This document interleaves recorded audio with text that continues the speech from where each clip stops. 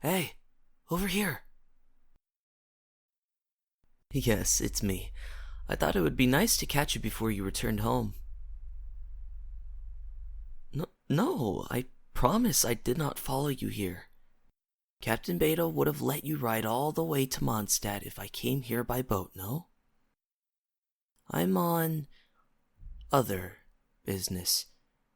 And as much as I'd like to let you be, I noticed you took my advice. It would weigh heavy on me if I missed the chance to speak with you, especially after that.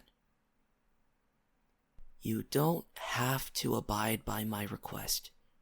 Do whatever most pleases you. I know my presence may feel somewhat intrusive, but it warmed my heart to see you cared enough to settle down this way. You decided to make a charm out of it, I see? That seems like something you'd do. You were never very good at making up your mind. Doing it this way means you can shape it to fit your vision as it changes. If only we all had that option. Huh? My business? It's nothing too important. I was summoned here by Lady Megistus. Our last meeting proved quite fruitful, so for her to go out of her way to summon me, I figured it must be fate, all things considered. If it turns out to be about you in some way, I would not be surprised. You've consumed so much of my time as of late. I fear this call was no mere coincidence. But Miss Majestus never goes out of her way to suggest a reading. Truthfully, I'm worried. Of course, my worries are negligible. I don't feel endangered at all. It is simply a fear of what's to come. There's no telling what she has to say. I do not rely on divination. As someone who merely goes with the flow of the wind, the idea of viewing the forecast is less than desirable. But that explains my involvement here. As I said, I intend to give you space. It has absolutely nothing to do with your trip. I would not go back on my promise. Your face, have I offended you? Apologies. I must sound as off as I feel today. Like I said, if you would like to wait to speak to me, I can be on my way. No? All right then. Why don't you have a seat? It's still early in the day. I won't take much of your time. No, I'm not interested in knowing your plans. I'm only here to speak with you about the things happening right now. Nothing else concerns me. We are next to Good Hunter. Should I get something for you? Something small? All right. I'll be back shortly.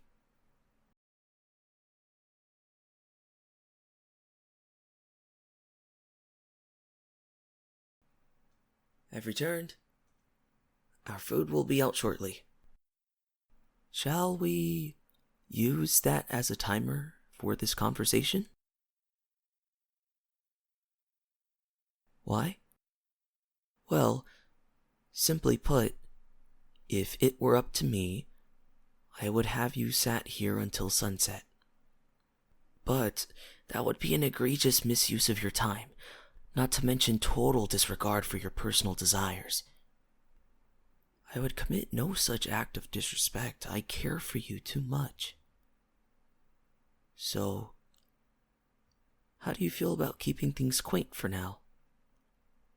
Believe me, you will have many other chances to speak with me. Fine by you? All right then. I am doing my best to respect our current situation. It would be pitiful of me to demand more than I deserve from you. Well, if I may, I would really like to ask about your preservation choice. Did you have trouble choosing? I remember giving you some vague recommendations, but I do have faith in your own decision. What do you plan to do with your new charm? You wish to string it? You are wise. That gives you the option to wear it however you see fit, no? Do you need a cord for it? You'll get one while you're here? Apologies, but why haven't you taken one from the souvenir shop? I know Miss Marjorie has a plethora of options, no? You want it to be special? I see. I'm flattered. Regardless of what I am to you, I am important enough for this level of dedication. I thank you. No need to explain any further. That's enough of that subject. We are on a crunch time, no? I'd much rather speak of other things. Like your new plant. Has it held up on your trek here? As expected. You are quite the caretaker. If you are as gentle with that plant as you have been with my heart, it should stay with you until you settle again. My feelings? And what of them? As I said, you have done nothing but accommodate me. I am eternally grateful for the privilege of having any place in your life. However, whether I live or die does not depend on your answer to my question. I do not wish the pain I feel on anyone, especially not a man with a heart of gold. I have come to accept the fact that I may or may not be chosen. At the end of the day, there is a chance that neither of us are right for you. This is fine. In fact, it brings me comfort. You have every right to decide what is best for you. I believe that both he and I wish only the best for you. I wonder, have you opened that letter I gave you? Still with your luggage? I figured. You wouldn't have these questions if you read it. Truly, I was not expecting to see you again. Not so soon, that is. I want to give you space, not because of the time I steal from others, but because of the way I feel when I see you. It's painful, and I've grown tired of burdening you with my bitter jealousy. Perhaps I feel this way because I have not received the same opportunity that others have.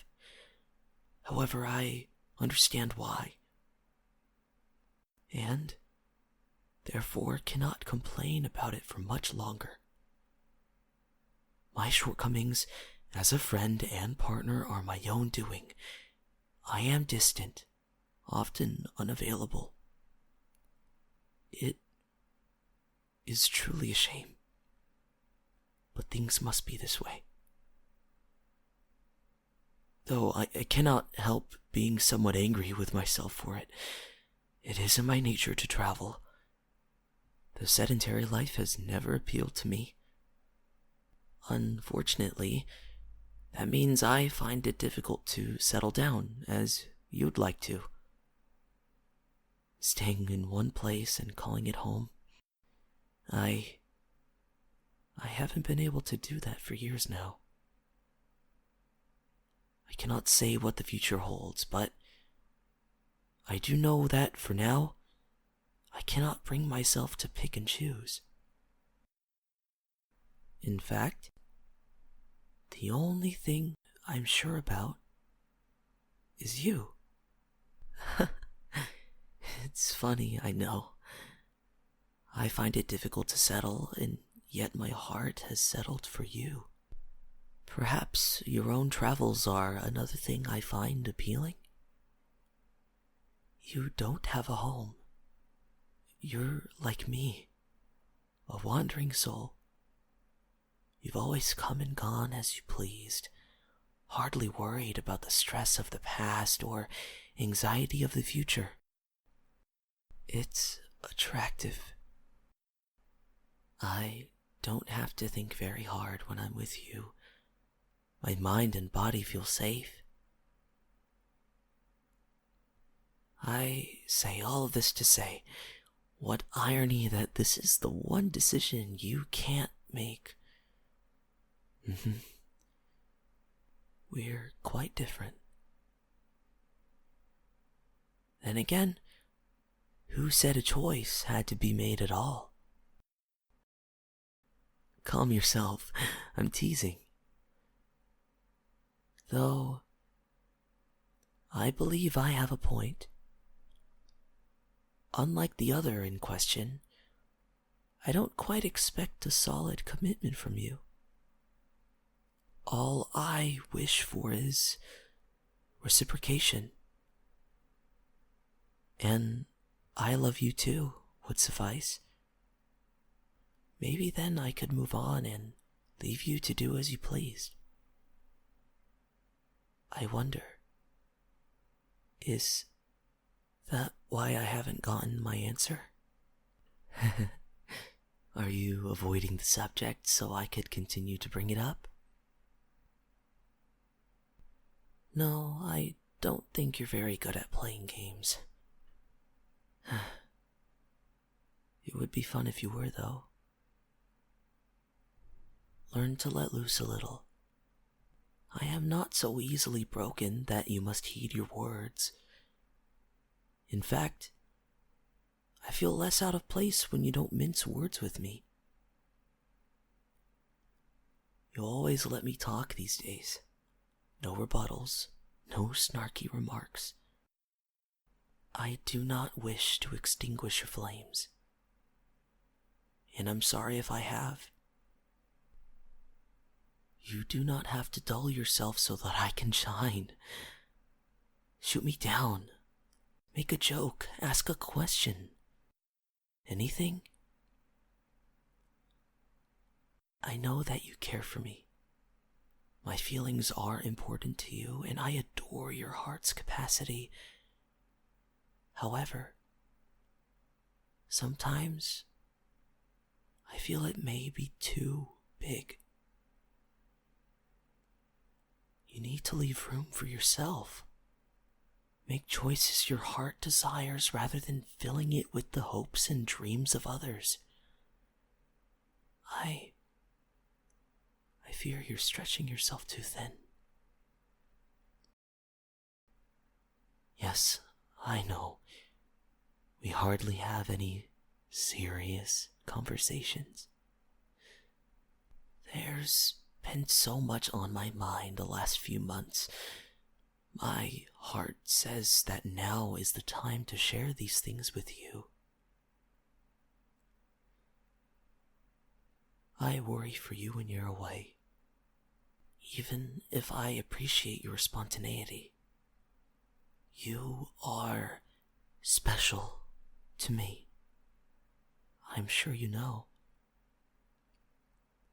Though, I wish not to tie you down nor block the chances others may have. I am grateful to take care of you when I can. The fact that you allow me that is enough. Speak of the devil, our food is almost done. Would you like yours to go, or would you rather sit and eat together? To go? I understand. I will go tell Miss Sarah then.